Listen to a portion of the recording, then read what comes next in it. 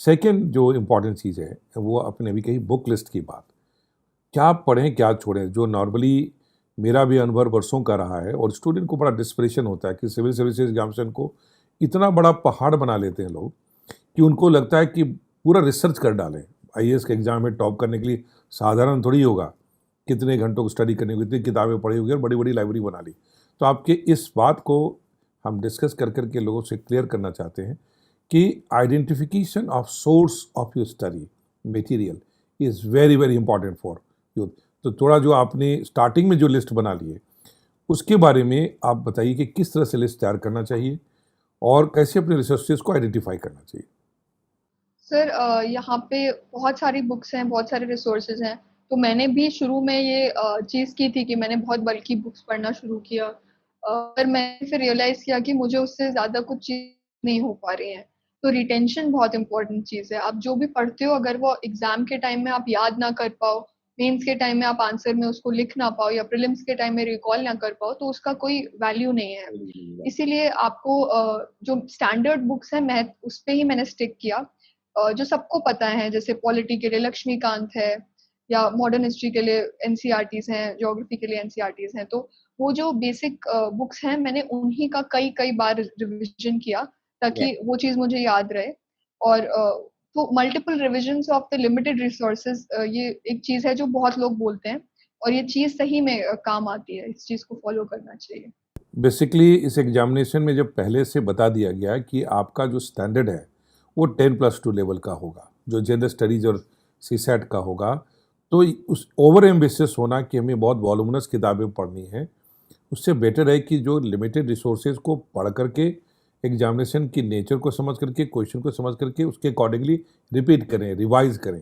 Like अभी आपने NCERT books की चर्चा की, अब थोड़ी सी बात आपसे हम जानना चाहेंगे कि how to read NCERT books और किस से किस स्टैंडर्ड तक पढ़ना चाहिए, जो आपने अपने पर लागू किया वो ज़रा बताएं। सर ये सब्जेक्ट टू सब्जेक्ट डिफर करता है। जैसे अगर आप हिस्ट्री की बात करें, तो क्लास 11th की जो एंशियंट हिस्ट्री की बुक है वो काफ़ी कॉम्प्रिहेंसिव है। तो राइट। वो कहीं ना कहीं 6th की 7th की चीज़ें भी कवर कर लेती है। लेकिन अगर आप चाहें कि मतलब वो पर्सन टू पर्सन भी डिपेंड करता है कि अगर आप चाहते हैं कि, जैसे मेरी स्कूलिंग आईसीएसई बोर्ड से हुई थी, तो मैं एनसीईआरटीज़ पहली बार पढ़ रही थी। लेकिन फिर भी मैंने असेस किया कि मैं कई कई सब्जेक्ट्स में अगर 11th और 12th की बुक्स ही बार बार पढूं तो वो बेटर है, क्योंकि जो टॉपिक्स हैं वो ऑलरेडी कवर्ड है। लेकिन जैसे ज्योग्राफी का सब्जेक्ट है, तो उसमें जो 6th to 10th की बुक है, उसमें वर्ल्ड ज्योग्राफी ज्यादा है। तो वो राइट। कहीं ना कहीं आपको पढ़ना पड़ता है। तो वो सब्जेक्ट टू सब्जेक्ट आपको डिसाइड करना पड़ता है। कि किस बुक्स में क्या करना है, कैसे करना है। क्या बुक्स को पढ़ाने के लिए जो कहते हैं नोट्स बनाना, आपने क्या जो भी स्टडी की उसका कोई नोट्स बनाने का भी टेक्निक आपका था जो बाद में आपको काम आया? सर पर्सनली मैंने ज़्यादा नोट्स नहीं बनाए, क्योंकि मुझे लगा, जब मैंने नोट्स बनाना शुरू किया तो मुझे लगा कि नोट्स बनाने में बहुत टाइम लग रहा है। तो इसलिए मैंने सोचा कि मैं जितनी बार रीडिंग और रिवीजन करूँ वही मेरे लिए बेटर है। पर ये सब चीज़ों के लिए नहीं अप्लाई करता है। जैसे लक्ष्मीकांत आप पढ़ते हो, तो उसमें कुछ चैप्टर्स की आप टेबल्स बना सकते हो। ये आपको ध्यान में रखना है कि एग्जाम से पहले आपको रिवीजन करने में जो चीज़ आसान लगे उस हिसाब से आप करिए। अगर आपको लगता है कि कुछ चीज़ें आप कंसाइज़ फॉर्म में लिख के उसको एग्ज़ाम के पहले याद रख सकते हो, तो आप ज़रूर उसके नोट्स बनाइए।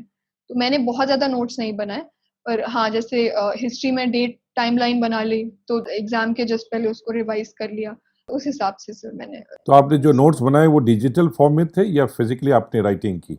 सो मैं पर्सनली फ़िज़िकल नोट्स ही प्रेफ़र करती हूँ, क्योंकि मुझे लगता है कि अगर आप लिखते हो, तो वो आपकी मेमोरी में थोड़ा रजिस्टर हो जाता है। तो इसलिए मैंने नोट्स सारे फ़िज़िकली। और हर वैसी व्यक्ति की अपनी हैंडराइटिंग होती है जो उसकी जो पर्सनालिटी और उसके पिक्टोग्राफिक लैंग्वेजेस को ज़्यादा रिसीव करती है। That's very good. बट अभी आपने एक बहुत इंपॉर्टेंट बात करी रिवीजन की, क्योंकि स्टूडेंट पढ़ते तो चले जाते हैं लेकिन रिवीजन का एक फॉर्मूला नहीं बनाते। राइट। तो जो आपने प्रैक्टिस की, कैसे रिवीजन को अपने रूटीन में लाए, उसके बारे में थोड़ा बताइए। सर जब मैंने पहली बुक लिस्ट पहली बार बनाई थी, और पहली बार सब कुछ टिक किया कि एक बेसिक चीज़ें मैंने कवर कर ली हैं, उसके बाद मैंने सोचा कि मैं प्रीवियस ईयर क्वेश्चंस देखती हूँ कि specially prelims point of view से किस सब्जेक्ट का कौन सा पार्ट ज़्यादा इम्पोर्टेंट है। तो मैंने उस पे एक नज़र डाली और उसके बाद मैंने अपने सेकंड थर्ड रिविजन शुरू किए, क्योंकि फिर आपका माइंड उस तरह से चीज़ों को, चैप्टर्स को देखने लगता है कि क्या चीज़ सबसे इम्पोर्टेंट है यूपीएससी पॉइंट ऑफ व्यू से, क्योंकि राइट। सब्जेक्ट्स तो बहुत वाइड हैं, पर एग्जाम में सबसे ज्यादा बार क्या चीज़ पूछी जा रही है, किस चीज़ पे एग्जामिनर्स का ज्यादा ध्यान है, वो एक बार आपको पता चल जाए तो आप सेकंड रीडिंग उस पॉइंट ऑफ व्यू से कर सकते हैं। बेसिकली क्वेश्चंस को यदि सा ध्यान रखें, सिलेबस एंड क्वेश्चन, ये दो बेसिक पैरामीटर्स हैं स्टूडेंट को रिलेवेंट रखने में, और इससे बहुत क्लियरिटी क्या पढ़ें और क्या छोड़े के आ जाता है। करंट अफेयर्स का एक बड़ा मेजर रोल है इस एग्जामिनेशन के अंदर में, लेकिन इससे रिलेटेड बहुत सारा कन्फ्यूजन होता है, और आज के दिन में there is overload of information current affairs. Most of the coaching institutes are publishing material on current affairs, most of the platforms, book publisher, सबको करंट अफेयर्स पे, ऐसे में स्टूडेंट के लिए डिसाइड करना बहुत मुश्किल हो जाता है क्या पढ़ें क्या छोड़ें। तो एक होता है कि करंट अफेयर्स में क्या इम्पॉर्टेंट है और क्या नहीं है, या कहिए कि आप कैसे करंट अफेयर्स को तैयार करें, इसके बारे में आपको क्या कहना है? सर करंट अफेयर्स एक ऐसी चीज़ है जो आपका हर स्टेज ऑफ एग्जाम में बहुत इंपॉर्टेंट है, चाहे वो प्रीलिम्स हो, इंटरव्यू हो या मेंस हो। बहुत चैलेंजिंग है क्योंकि हर दिन बहुत सारी न्यूज़ आती हैं।